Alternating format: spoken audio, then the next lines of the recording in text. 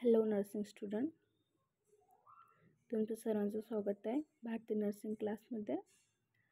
तर आजच्या व्हिडिओमध्ये आपण बघणार आहे आरोग्य पथक किंवा आरोग्य संघ म्हणजेच हेल्थ टीम्स. हेल्थ टीम्स हा कम्युनिटीमध्ये पण विचारला गेलेला आहे आणि फंडामेंटलमध्ये पण.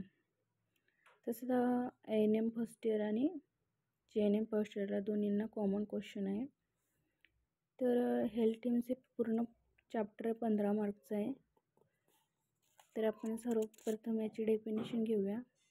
अधिष्टपणे रोग होऊ न देणे, झाल्यास बरा करणे व रुग्णांचे पुनर्वसन करणे यासाठी ज्या प्रशिक्षित लोकांचा समूह कार्य करीत असतो त्या पथकास आरोग्य संघ असे म्हणतात. तर काय म्हणते हेल्थ टीमची डेफिनेशन? जे अधिष्टपणे रोग होऊ न देणे, झाल्यास लवकर बरा करणे, रुग्णाचे पुनर्वसन करणे, रोगातून त्यांचे पुनर्वसन करणे यासाठी ज्या प्रशिक्षित लोकांचा एक समूह कार्य करीत असतो, ज्या लोकसंख्येचा एक प्रश किंवा गट किंवा समूह असतो, असं जे कार्य करत असतात त्या पथकास आरोग्य संघ असे म्हणतात. आता थोडक्यात समाजाच्या आरोग्याची काळजी घेणाऱ्या प्रशिक्षित समूहास आरोग्य पथक म्हटले जाते. आता थोडक्यात म्हटल्यास जे आरोग्याची काळजी करतात त्या प्रशिक्षित समूहास किंवा गटास आरोग्य पथक म्हटले जाते. तसेच रुग्णालयात रुग्णाची काळजी घेणाऱ्या समूहाशी आरोग्य पथक असे म्हणतात. आता आरोग्य संघामध्ये नक्की कोणाकोणाचा समावेश होतो याबद्दल. आरोग्य संघामध्ये कोणत्या उमेदवाराचा समावेश होतो ते खालीलप्रमाणे. तर आरोग्य संघातील उमेदवार मेंबर्स ऑफ हेल्थ टीम.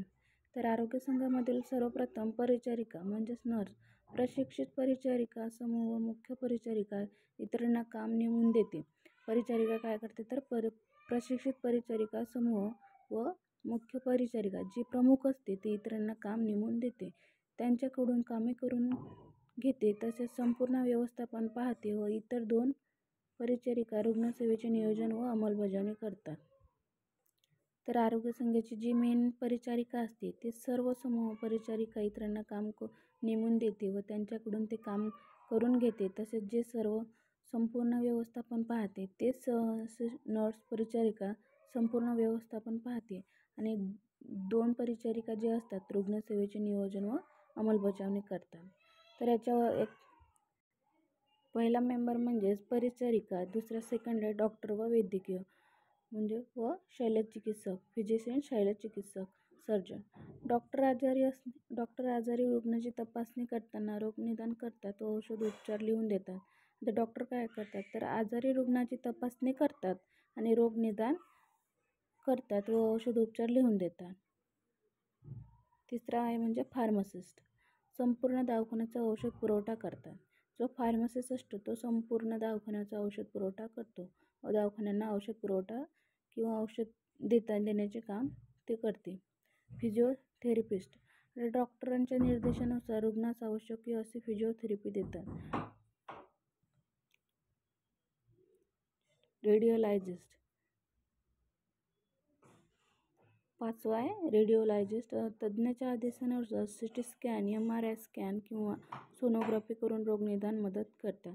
जे वरील तज्ज्ञ असतात किंवा इतर डॉक्टरांच्या आदेशानुसार जे रेडिओलॉजिस्ट असतात ते तज्ज्ञाच्या आदेशानुसार CT स्कॅन किंवा MRI किंवा सोनोग्राफी करून त्याचे रोगनिदान कळवतात. पॅथॉलॉजिस्ट, तज्ज्ञांनी रोगनिदानासाठी लिहिलेल्या तपासण्या करून रिपोर्ट देतात. उदाहरणार्थ लघवी, थुंक, spinal fluid, bone marrow, biopsy E.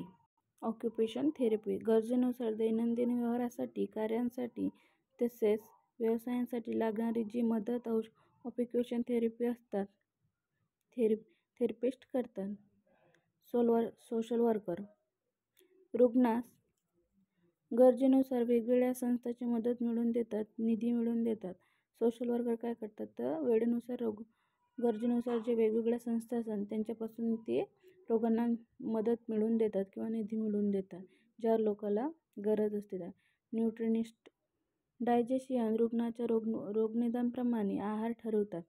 आता न्यूट्रिनिस्ट जे असतात ते रुग्णाच्या रोगनिदानानुसार त्यांचे आहार ठरवतात व ते बरोबर तयार केले जाते का नाही यासाठी देखरेख करतात.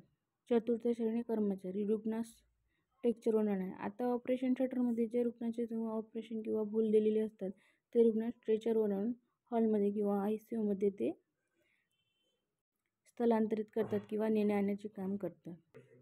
तर अशा प्रकारच्या आरोग्य संघामध्ये डेफिनेशन आणि